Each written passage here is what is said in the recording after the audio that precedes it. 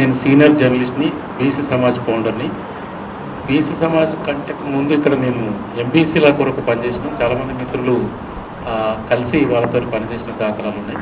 చాలా వరకు క్షేత్రస్థాయికి పోయిన తర్వాత చాలామంది వ్యక్తులు పనిచేయడానికి బీసీ రాజ్యాధికారం కొరకు వస్తుంటే తీన్మార్ మల్లన్న రెడ్లను తిడుతుండని చాలా అంటే లేనిపోని ప్రచారం చేస్తున్నారు. నేను కూడా ఉన్నా మిర్యాలగూడ సభలో. తీన్మార్ మల్లన్న ఎవరిని కూడా ఎప్పుడు తిట్టలే ఈ మధ్యకాలంలో. అంటే అంతకుముందు తెలంగాణ గవర్నమెంట్ ఉన్నప్పుడు అది నడిచిందేమో నడిచి ఉంటుంది.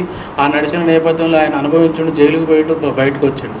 ఈ మధ్యన బీసీ నినాదం తీసుకున్నప్పుడు ఆయన క్వశ్చన్ చేస్తుండు. ఏమని క్వశ్చన్ చేస్తుండు?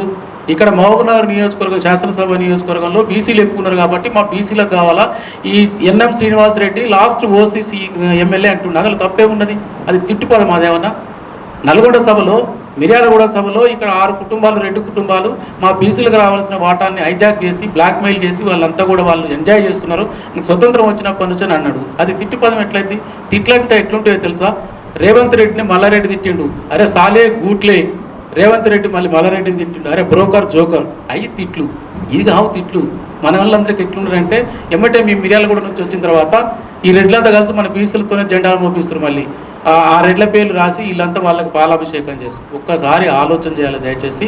తిట్లకును క్వశ్చనింగ్కు, ప్రశ్నించే గొంతుకకు తేడా ఎట్లుంటుందో బీసీ సంఘాలు కానీ, కుల సంఘాలు కానీ, ప్రజా సంఘాలు కానీ ఆలోచించాలి.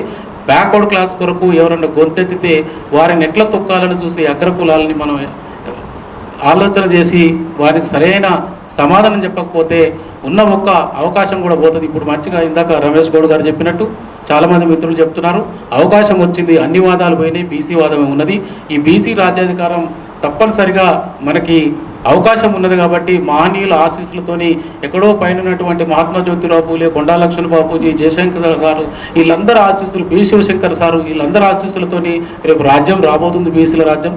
దానికి తగ్గట్టుగా మనందరం కూడా డిఫెన్స్ చేయాల్సిన అవసరం ఉన్నదని చెప్తూ ఇప్పుడు మిత్రులు నాయి బ్రాహ్మణ సంఘం నుంచి ఇప్పుడు మన ముఖ్య అతిథులుగా